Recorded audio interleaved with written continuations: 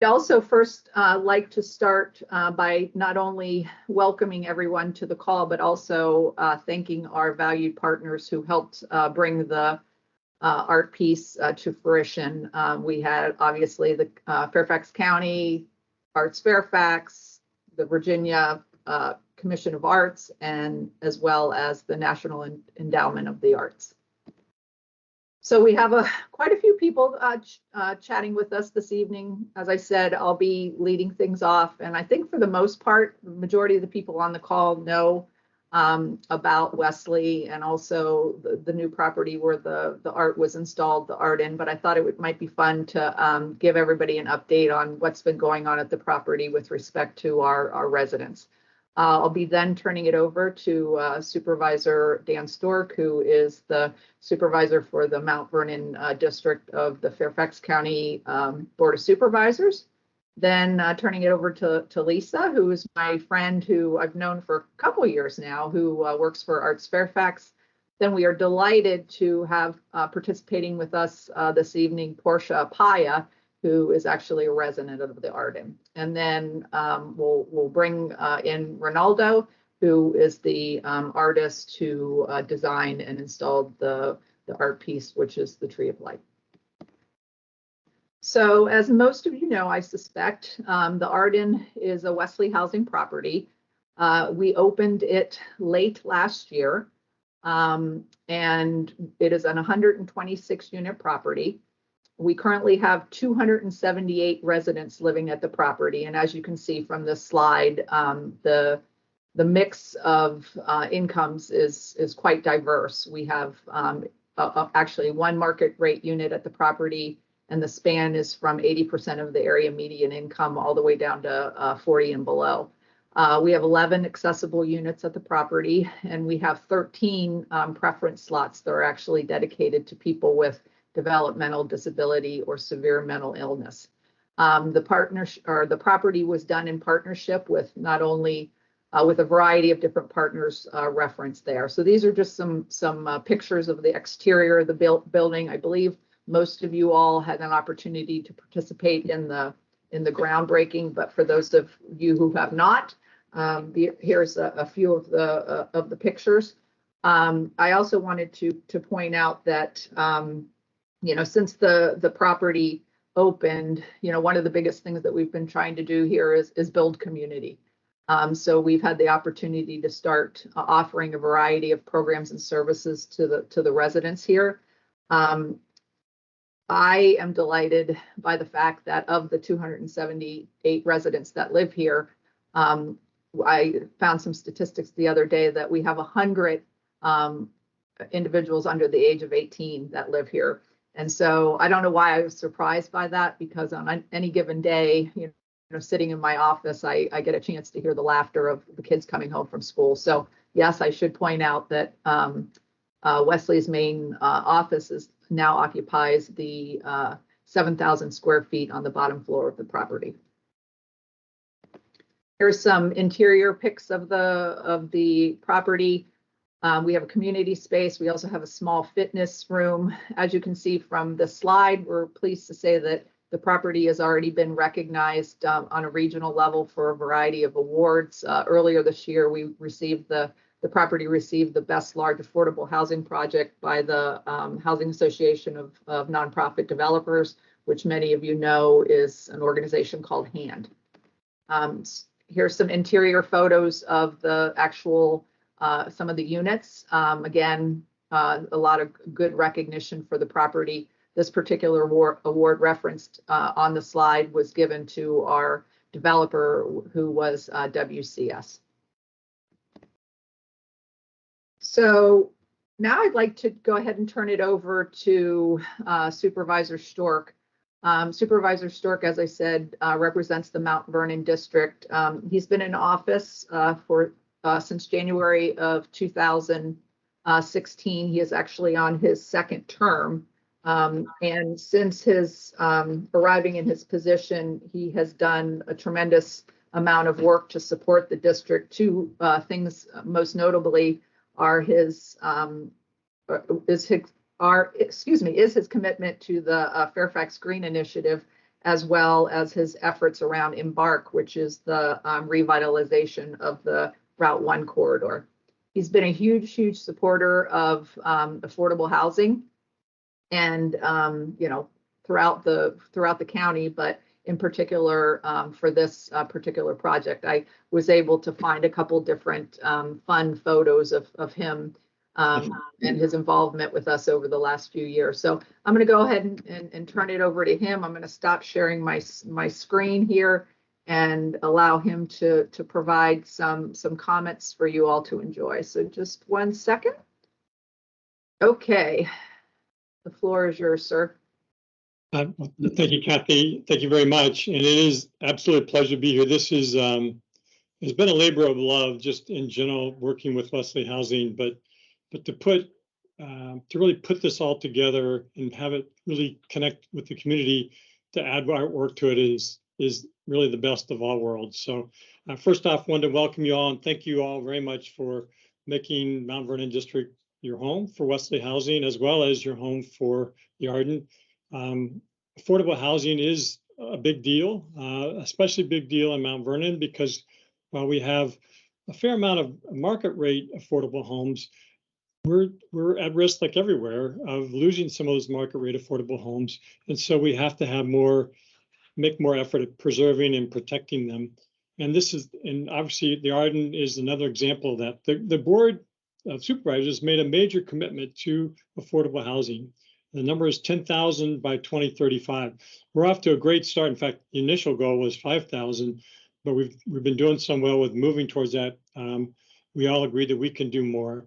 In Mount Vernon, I think we've clearly stepped up and are doing more than almost any other district, I would say, in the county. So we've done our part, but we've done our part because of the partners that are working with us, whether it's Wesley Housing or Rehabilitation and Housing Authority. We have AHC and a number of others who have helped to preserve not only new housing, but also affordable housing, market rate affordable housing. So we're doing our share. We've got more to do. We've got over 1,000 committed affordable units in Mount Vernon District among among those 4 communities, the Arden, Cityside, Huntington, North Hill Apartments, and the Landings 1 and 2. So we've made a great down payment on that, and we know we're going to have to do more as we move along.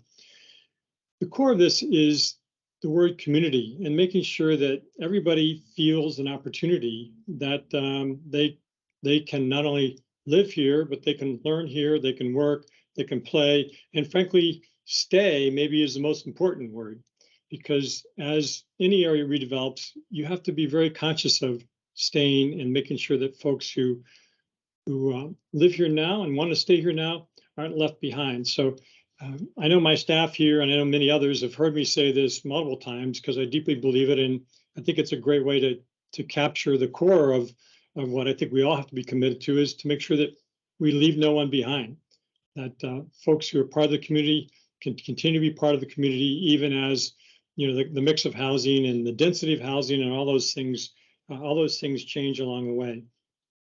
We are a thriving, healthy, vibrant community, frankly, because we have what I call housing for all. We have a diverse numbers of folks who live here, diverse income levels. I always like to say that we, at least at one time, I don't know if he's still here or not, but Dan Snyder bought his $42 million house.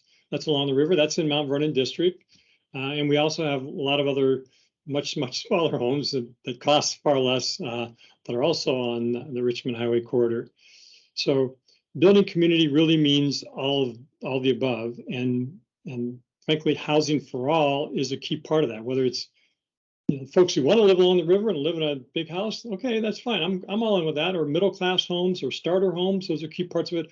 Or folks who just need a home. Those are key parts of what we're all committed to doing. So I think the Tree of Life artwork symbolizes that in a very, very healthy way. Building community is about all of us. In that sense, it's an ideal piece of art to kind of represent all the different elements, that how people can, if they're here already, they got deep roots, they can keep those roots here and they can grow and thrive. Or if they haven't been here before, they can put down roots and also grow and thrive, raise a family, if you will, stay and enjoy or retire or frankly just live the life that they want, because we have a lot of choices for them to do that. So my thanks again to Wesley Housing, Camilla McAfee, and former CEO Shelley Murphy for your work for decades to make and get us here, and to the facility that you all have built here, and ArtsFairfax for the invitation to be part of this and to connect with the art with this housing and home and community and love and connections. Those are all key parts of that. So I want to particularly thank Reinaldo Correa, the artist, for the beautiful piece of art. And I also have a couple more people I want to thank. Elizabeth Lardner and Mary Payton have been huge advocates for housing that's affordable in our community. Elizabeth represents us on the Rehabilitation and Housing Authority, and they've been big housing advocates to kind of get us here, as well as to thank really the many Arden residents who've chosen to have their home be there, and frankly have Dan Storck and the Mount Vernon District be part of their home, and for me to be able to represent them. So again, my thanks to you. And with that, I want to introduce you to the Director of Grants and Services for ArtsFairfax, Lisa Mariam. Lisa. Thank you. Yep. Yeah. Thank you, Supervisor Storck. My pleasure. Thank you so much for being here. I actually do have a couple of slides to introduce you to ArtsFairfax. Thank you so much, Kathy. ArtsFairfax is your local arts agency, and we provide services and resources, including grants, professional development, and unique opportunities like this one to bring art into the daily lives of our community. We recently launched the Public Art Locator, and you can go on to the next slide, Kathy. Thank you. And even one more beyond that, shows someone using our Public Art Locator to identify and share public art throughout Fairfax County. 200 artworks have been added to the locator to date, including the Tree of Light. And if you'd like to learn more about the arts in Fairfax, whether it's classes, exhibits, performances, you can go to our website, artsfairfax.org, and you can also sign up for our newsletter. But tonight we're here to celebrate Fairfax County's newest public art installation at the Arden, and the vision and the craftsmanship of Reinaldo Correa bringing this beautiful work of art to our community. Although there were no residents at the Arden at the time that the work was designed, Reinaldo's unique perspective and interest in incorporating local iconography have combined to create the welcoming beacon for the Arden residents and the surrounding community. The project is an excellent example of how investment in local arts propels creativity, collaboration, and community pride. And we want to thank Wesley Housing for your vision and commitment to seeing this project through, and also to Supervisor Storck and the entire board for supporting ArtsFairfax and helping to make this work possible. We are so thrilled to have facilitated this public art project, and we look forward to many more in the future. And I want to be brief so that you can hear from the artists tonight, and we have a special treat for you next. Portia will be reading us a poem. Hello, can everybody hear me all right? Yes. Hi, my name is Portia, and I will be reading The Flower at My Window by Lucien Watkins. Oh, my heart now feels so cheerful as I go with footsteps light in the daily toil of my dear home. And I'll tell to you the secret that now makes my life so bright. There's a flower at my window in full bloom. It is radiant in the sunshine and so cheerful after rain, and it wafts upon the air its sweet perfume. It is very, very lovely. May its beauties never wane. This dear flower at my window in full bloom. Nature has so clothed it in such glorious array, and it does so cheer our home and hearts illume. Sorry. Oh, hello? Am I here? Portia, that was wonderful. Thank you so very much. Thank you. Yeah, that was wonderful. As Lisa said, Portia's actually a resident here at the Arden, and she's been a resident since we opened in late last year, early this year. She's originally from Ghana, and she moved to the United States when she was 10.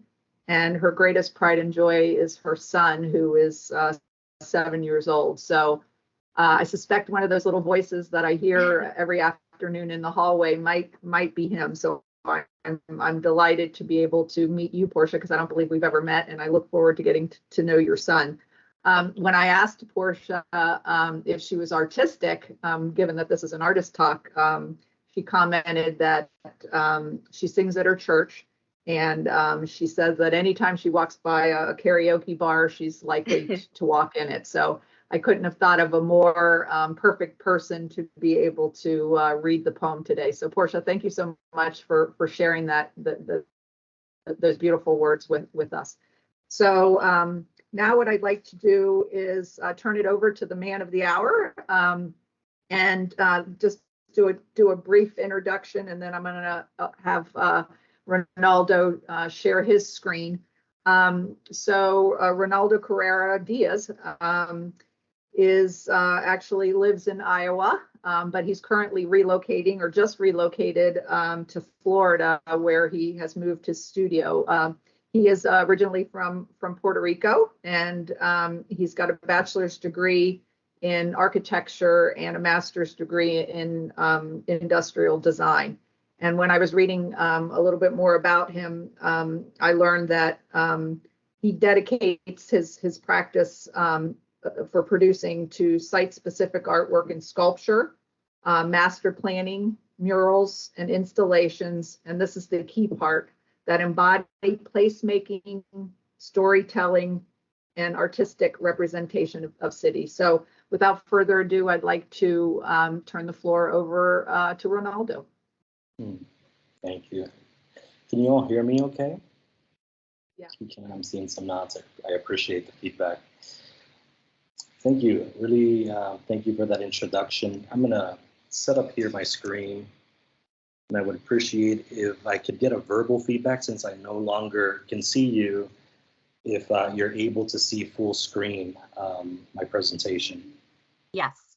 Yes. Thank you. Appreciate that.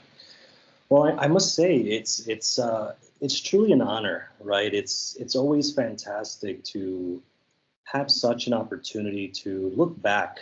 You know, life today it just goes by, right, so fast. And it's opportunities like this that allow us to truly pause and look back at the journey. And I think that's really what today is, to express my gratitude for all you who have deposited your time, resources in such a vision. You know, this really reminds me of the reason that I got into public art. And, you know, back in 2008, I used to practice architecture, and I was practicing in downtown Chicago. And perhaps many of you have had the opportunity to visit Millennial Park.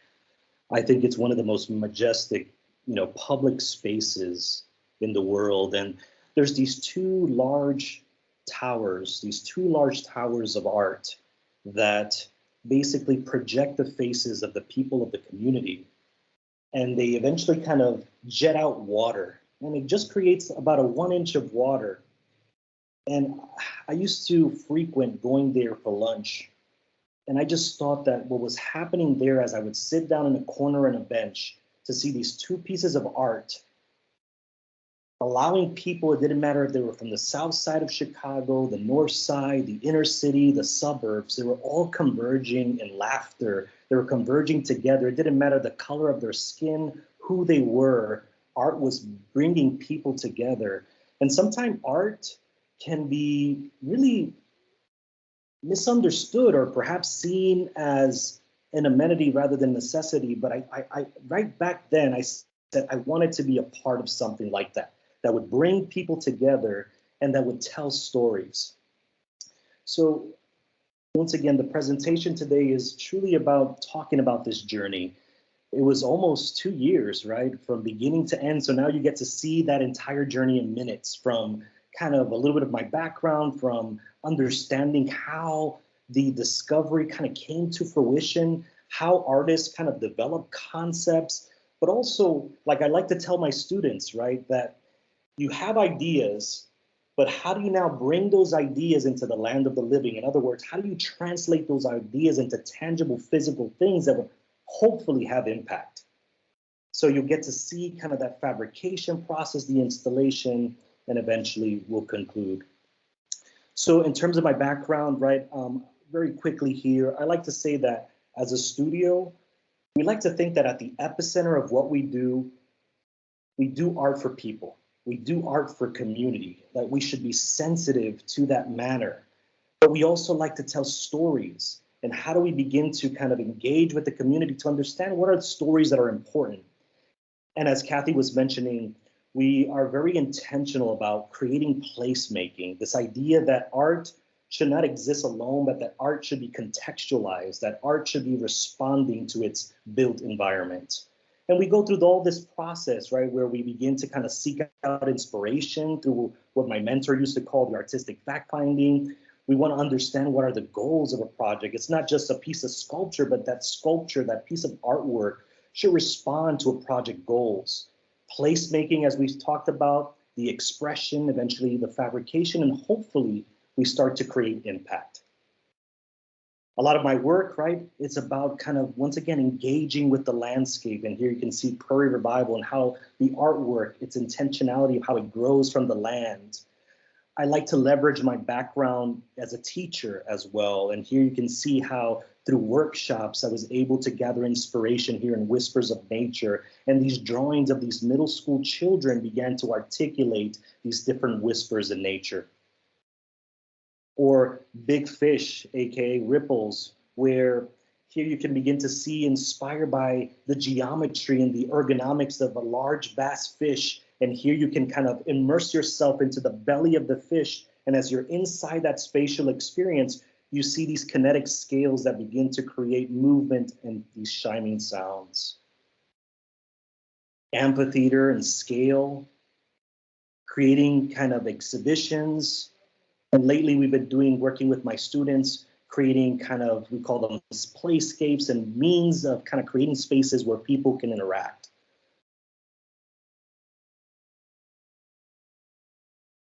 So now the inspiration, how did we land on Tree of Light? Of course, we looked at the project goals, and initially that was actually the location, was actually at that intersection of the building. But in the construction field, right, you kind of experience challenges. So I believe that there was an easement there of utility. So we had to kind of examine different possibilities. But I want to pause here because I thought this was quite profound in our beginning of kind of developing ideas for this art piece. And it was the words of Virginia Peters, which many of you may know, the founder of Wesley Housing. And this was an article, and I was very captivated by this writing. These are her words. She says, "We go into the business in 1974 because we came face to face to the housing degradation experienced by our neighbors.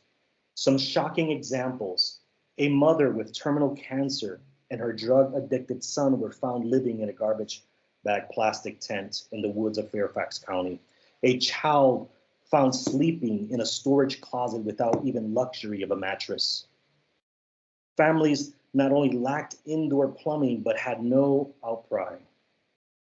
With the knowledge that 45,000 families in Northern Virginia do not have a decent, affordable place to live, we could not turn our backs, walk away. We did not."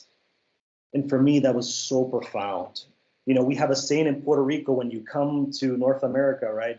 We say, cruzamos el charco, right? Which means when we're seeking out opportunities, we cross the pond or the puddle.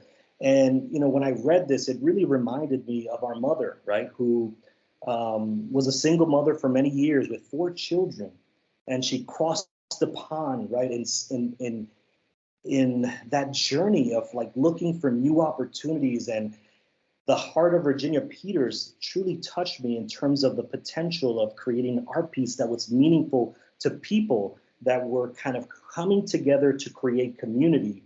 And it reminded me a bit of our story as well, and how institutions like this, sometimes we need that push to be able to kind of, as Dan was mentioning, to be able to bear roots, to be able to grow.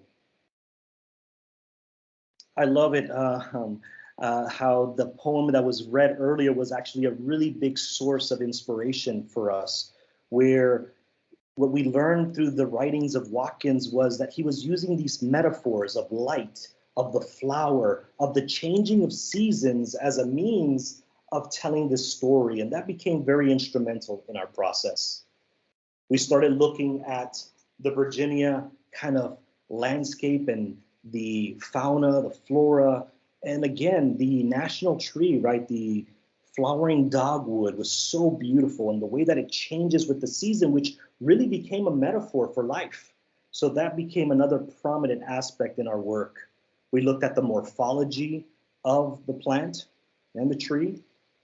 We started looking at all these different aspects of the fauna, the northern cardinal, and of course the Potomac River that has touched all these lives from the past, the present, and will continue to do so in the future. Then we kind of paused and started reflecting about the impact of a tree and how this becomes almost a global perspective, where under the tree in Eastern and Western Africa, congregations are meeting. In India, under the tree, you have children going to school. Under the tree, clubs and community come together. Under the tree, you see this gentleman reading a piece of poetry. Under the tree, you begin to see people resting and people declaring their love. It reminded me of my childhood in Puerto Rico, climbing and playing in the tree. But also the tree bears fruit, which is very important when we think about impact. So the concept, I started to think about those leaves and those flowers and how to begin to kind of create that metaphor. We wanted to use nature to kind of talk about that metaphor of the seasons, but also have kind of that intertwine of life itself. So here you can see how we're beginning to kind of dematerialize the metal to tell these stories. These are some of the early iterations, right? I like to tell my students as well, you never get the design right from the beginning or the artistry. It's a process, and through that process, it's a process of discovery. It's a journey. So these are some of those early iterations of Tree of Light. You can begin to see how it was formed. And then I was still not satisfied with the final result. And all of a sudden, I go back and I look at the dogwood and I start to notice that it has 4 petals. And I received this random text from a friend. He says, "Oh, Reinaldo, look at this beautiful phenomenon where there's this light gauging, right, or kind of seeing through this tree." And it's kind of one of those aha moments where everything truly came to fruition. I said, oh, that's it right there. It's going to be called Tree of Light, because as a community, I think we're called to be light of the world, and it becomes a beacon in the center of the community, and it becomes a reminder of our journey through life, and as we begin to kind of integrate into this community. So now the artwork kind of started to take fruition, and I really thought that that element of adding that light added to not only the aesthetic of the art piece, but also the meaning. These were some of the earlier renderings, the way that perforation would also articulate through the architecture, and how there's that level of transparency as well. Even the selection of materiality was thought out. And here you can begin to see some of those early ideas of how the artwork not only considers the day, but also how it transitions also at night. Once again, you begin to see how the artwork, once again, becomes a beacon in the cityscape. The fabrication installation. We had to move location, as I mentioned earlier, right? Because of kind of some easements and kind of looking at kind of those parameters. These were some of kind of that process, right, in terms of construction and understanding kind of the built environment, the modifications to the artwork, thinking about the roots, if you will, the footings of the art piece. And also we thought about every single aspect of the piece. We're really keen as a studio about details and thinking about every single component, every single detail, screws, how each piece was going to come together. These are some examples of our construction documents prior to entering into fabrication. I really love this slide because it really starts to articulate kind of the concept even further. So initially we were planning to have the same pattern for each one of the petals, but we just thought that now that we have 4 petals, it was a beautiful moment to be able to have each petal have a basically different season of life. So when you look at petal number 1, at the top of the petal, you're gonna see a cardinal. He was just birthed, if you will, he just hatched. And right, it's very tiny, you can see the Potomac River, and the dogwood flowers are old and closed. So as you kind of rotate and experience the artwork, on petal 2, he's now a juvenile. He's starting to kind of fly and begin to kind of discover this world. You can begin to see how the dogwood flowers are starting to open and starting to bloom. In petal number 3, he meets the love of his life, right? And begin to kind of see once again how that season is changing and how the river continues to flow. And at that final petal, you begin to see how this cardinal he's soaring, right? He has reached, right, this beautiful season of life where he's integrated into the community and he feels a part of it. We believe in creating models, and we began to kind of laser cut and test these to make sure that we had no errors when it came to kind of cutting them out of steel. We did a lot of prototypes in terms of investigating all of that. We love kind of the way light was beginning to caress the metal and how it began to kind of not only create this beautiful pattern, but as different times of the day, it would cast these beautiful shadows and these beautiful metaphors in the land. And here you can see we had to update our renderings to kind of show the new location and the way that it contextualizes with the architecture. Here's another view looking a little closer. These are some images of the fabrication early on. The entire piece was made out of stainless steel. You can see kind of the connections, looking at the footing, the petals when they were laser cut, how we kind of created jigs with our fabrication team to be able to kind of make sure that we're hitting the right radii, how the artwork was slowly coming together in terms of kind of creating, once again, that framework, that column, to make sure that we were hitting, once again, those coordinates. The petals, once again, now welded, right, or actually tab into the side tubes and beginning to kind of add each one of those unique petals that kind of talk about this story, these seasons, and these changes. This was kind of our installation. We had a, we arrived there kind of in the afternoon and eventually decided to kind of continue to kind of push forward and install it during the night, and it was quite successful. It was a beautiful experience. I had quite a few members of the community walk up and ask questions and express, how they really enjoyed the art piece.